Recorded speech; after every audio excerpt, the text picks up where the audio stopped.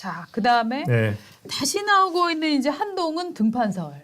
네. 요걸 한번 해보겠는데. 아, 진짜 이게 저희가 지난주에 얘기하면서 뭐 조기 전대를 해야 되는, 조기 전대가 아니라 뭐 전당대회를 좀 늦추면은 네. 뭐 한동훈 전 비대위원장한테 좀 유리할 거다 뭐 이런 네. 얘기도 했지 않습니까? 그리고 예, 뭐 예. 국민 그다음에 전당대회 룰을 100% 당원으로 하느냐 뭐 국민 투표를 하느냐 얘기했는데 실제 그런 얘기도 오가고 있고 맞습니다. 황우여 비대위원장이 물리적으로 네. 그 지금 예상돼 있는 것보다 늦춰가지고 한 네. 7말 8초로 그렇죠. 전당대회를 할 수밖에 없을 것 같다 이런 얘기까지 나오고 있습니다. 맞습니다. 그러면서 주위에서 점점점 한동훈을 뭐라고 그럴까요? 한동훈 비대위원장 자체는 가만히 있는데 여러 곳에서 한동훈을 소환하는 것 같아요. 그렇죠. 먼저 이제 심평 씨가 예. 한동훈 위원장을 엄청 조지기 그렇죠. 시작하면서 예. 사람들 사이에서 아니 근데 정말 한동훈은 나름대로 열심히 했는데 왜 이렇게 한동훈 갖고 난리지라는 생각이 저 네. 여론이 생겼고 또 거기다가 한술 더 떠서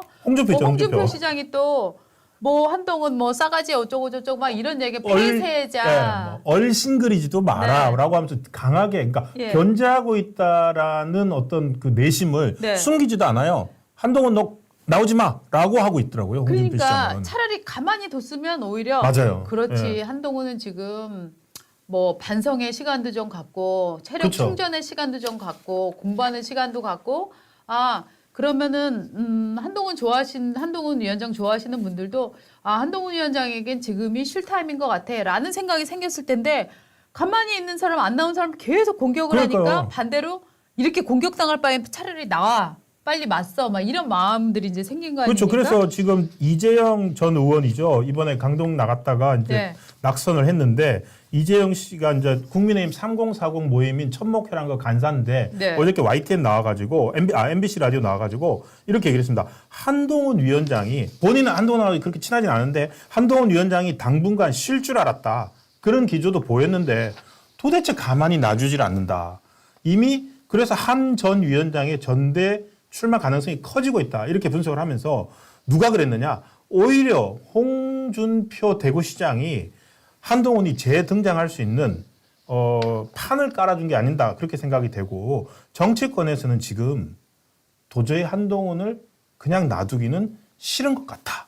이렇게 분석을 했습니다. 근데 지금 대중들은 관심이 높아져 갖고 예. 미드훈이 이게 이제 팬카페인가 본데요. 아, 예. 18,000명 회원에서 지금 42,000명까지 어머나. 숫자가 훨씬 늘어난 상황이거든요. 위드훈이 예. 그러니까 한동훈 훈이고 네. 위드훈이라는 팬카페가 있군요. 네. 근데 이제 위드훈이. 근데 이제 문제는 또 뭐냐 하면 한동훈을 지원하는 분들 입장에서는 예. 지금 제일 미운 사람 누구냐? 누굴 것 같아요? 홍준표 대구시장? 아니에요. 지금 조정훈 씨가 조정훈? 엄청나게 아. 지금 타격이 되고 있습니다. 조정훈 씨 얘기를 한번 그러니까 해보겠습니다. 왜 조정훈을 제일 싫어하는 거죠? 예. 지금요. 예. 그 TF가 꾸려졌습니다. 아, 총선 백서. 총선 패배 백서를 예. 만든다라고 하는데 근데 지금 저렇게 저희가 사실 저 두 사람이 힘을 합쳐서 지난번 총선에서 유세할 때 정말 피눈물 나는 유세를 두 사람이 힘을 합쳐 잘 하지 그렇죠. 않았습니까? 마포에서 정말로 네. 그 아주 훈훈한 맞습니다. 한동훈과 조정훈의 네. 훈훈 네. 형제의 네. 그 훈훈한 그 역전극을 만들어냈습니다. 네. 그런데 이제 약간의 이제 이상한 기류가 감지되기 시작한 것이 대통령과의 오찬에 가지 않았다. 뭐 그 얘기에 대한 질문을 듣고 나서 예. 조정훈 위원이 이렇게 얘기를 했습니다. 타이레놀이라도 한 2알 먹고 갔으면 될 텐데 맞아요. 좀 아쉽네요. 라고 예. 이제 얘기를 했거든요. 그런데 지금은 왜 이제 갑자기 이제 비판의 시선이 오느냐 예. 봤더니 여기에서 이제 총선 패배 백서를 쓰려면 조사를 해야 되지 않습니까? 그쵸? 그럼 여론조사도 하고 학자들이 뭐 인터뷰도 하고 분석도 하고 합니다. 예. 그런데 그 설문 문항에 한동훈 원톱 선거 대체 선대위가 효과가 있었다고 보느냐, 이조 심판론이 좋은 전략이었다고 보느냐, 예. 이런 한동훈을 겨냥한 한동훈 책임론을 겨냥한 설문이 들어갔다 이겁니다. 그래서 많은 분들이 야 이거는 지금 조정훈이 한동훈을 지금 겨냥해서 한동훈 책임론을 만들려고 예. 밑밥을 깔기 위해서 이런 질문을 넣는 거 아니야?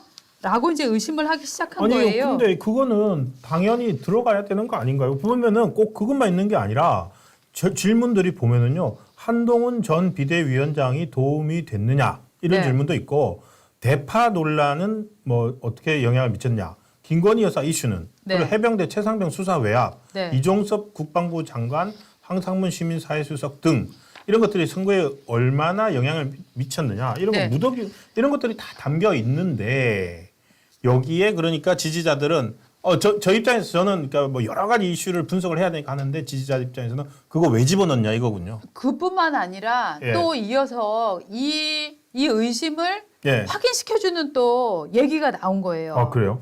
어저께 총선 백서 백서. 태스크포스 2차 회의가 열렸거든요. 여기에 학계 대표로 박명호 동국대 정치외교학과 교수가 이제 참석을 했습니다. 아, 또 정혜과 교수네. 예, 이 사람이 뭐라고 얘기했냐면 TF팀은 법률적 책임을 묻는 곳은 아니지만 정치적 책임을 묻는 곳이어야 한다. 누구 때문에 이런 총선 결과가 빚어졌다는 것이 언급이 되어야 한다. 이렇게 해야 국민의힘이 앞으로도 존재할 수 있다는 가능성을 조금이라도 보여줄 수 있다. 얘기를 한 거예요. 그러니까 일종의 책임자 리스트를 만들어야 한다라고 얘기를 한 겁니다. 근데 이거는 조정은 저 TF 그 총선 백서 TF를 맡은 조정은 의원하고는 좀 견해가 다른 것 같은데 조정은 의원은 이 박 교수의 그 책임자 리스트를 만들어야 된다는 주장에 대해서 그건 박 교수님 개인 의견이다. 누구 한 명을 저격하기 위해서 백서를 쓰는 것이 아니다. 하지만 왜 졌는지 구체적으로 설명해야 할 필요성은 있다.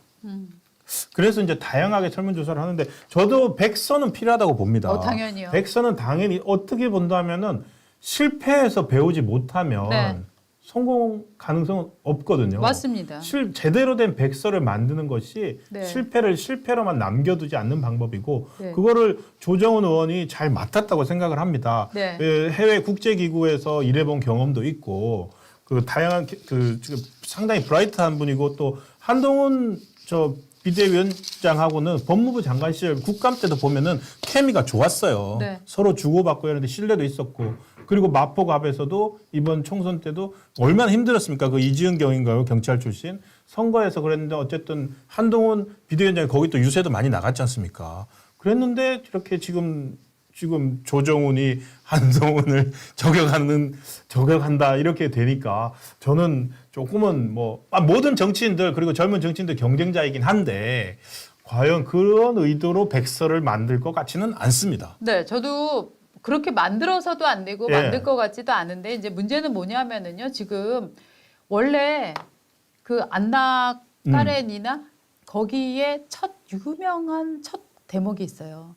행복한 가정은 한 가지 모습으로 행복해 보이지만 불행한 가정은 갖가지 이유로 불행하다.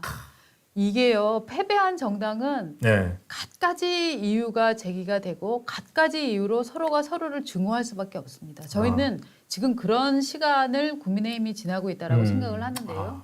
그래서 이 지금 한동훈 장관과 윤석열 대통령과 한동훈 장관의 불화설, 심지어 한동훈 장관과 조정훈 그 비대위원장의 경쟁설 내지는 타겟설 이런 것들이 저는 패배한 집단에서는 당연히 나올 수밖에 없는 거지만 저는 이런 시간들을 딛고 가면 결국은 봉합의 시간이 올 것이고 그 봉합의 시간을 참아내지 못한다면 저는 이 당은 깨질 거라고 봅니다. 그렇습니다. 그러니까 이 당을 좋아하시는 지지하시고 성원하시는 분들이라면 어느 놈을 내칠 것이냐를 생각을 하지 마시고 누구를 품을 것이냐 어떻게 품을 것이냐 이런 생각을 해내시는 게 저는 더 중요하지 않겠나. 여러분은 지금 톨스토이의 안나 까레니나를 인용한 아주 수준 있는 그 논평을 들으셨습니다. 근데 정말 맞는 것 같아요. 그거 저도 기억을 합니다. 저도 문학도에서 멋진 말입니다.